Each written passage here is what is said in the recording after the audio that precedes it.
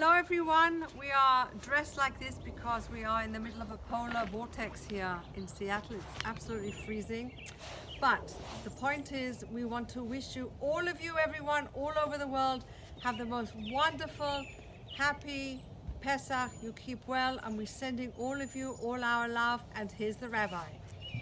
Hello everyone. I also want to take this opportunity to really wish everybody Chag Sameach, Pesach, Alegre, as we say, and all the communities here in Seattle, in San Francisco, everywhere else that we know that we have family and friends. And this is the best time in the year when it comes to celebrating a holiday. I mean, it is springtime.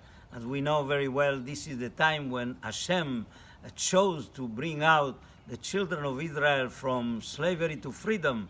And that was, as I mentioned already before, it is Chag Aviv in the spring, when things are really mild as far as the weather is concerned. Today it's a little bit cold here, but cold. When they came out from Egypt, it was the best time of the year, and that was a kindness that God did for the people of Israel.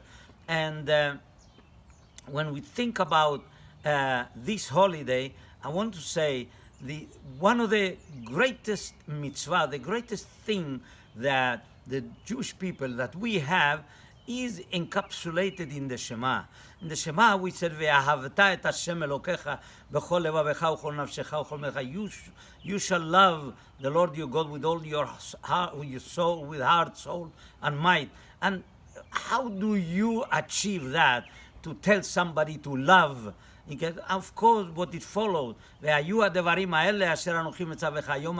you keep all these things in your heart and you really take them seriously and you think about it, you will realize how important it is to love Hashem.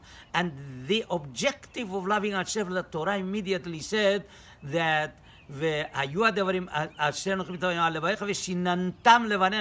you should teach them to your children. And then you should speak wherever you are, you will be speaking. But an objective per se is to teach to the children. And this is what is now in the Torah when it comes to Pesach.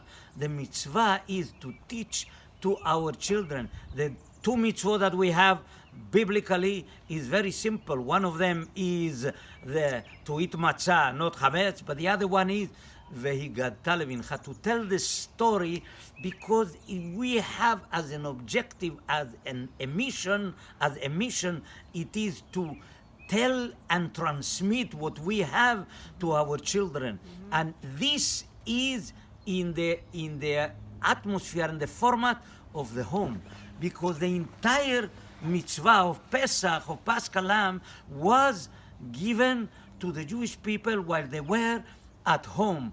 And in fact, it was formatted in such a way that you would have to be designated for a Paschal Lamb, and you have to be there with your family. And if your family cannot, if you're very few, then you invite your friend, but everybody has to designate, and everything done at home, even though this is a national holiday.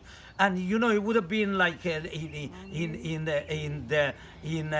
Sukkot, that we gather everybody that is akel, but in here we have only the home. And it's important. This is why when we are going to be celebrating Pesach at home, it is the most precious thing that we have, which is with our children, and we transmit that to them. And we want to say that to everybody who is attached to us, that and we are attached to them, whether it is our family or our friends. We want to wish them the atmosphere that the Torah put in there for all of us to celebrate, that it will be a little bit more of the freedom, that we will be able to do a lot of good things for other people. And Moadim lesimcha, and a happy and wonderful Pesach to everyone.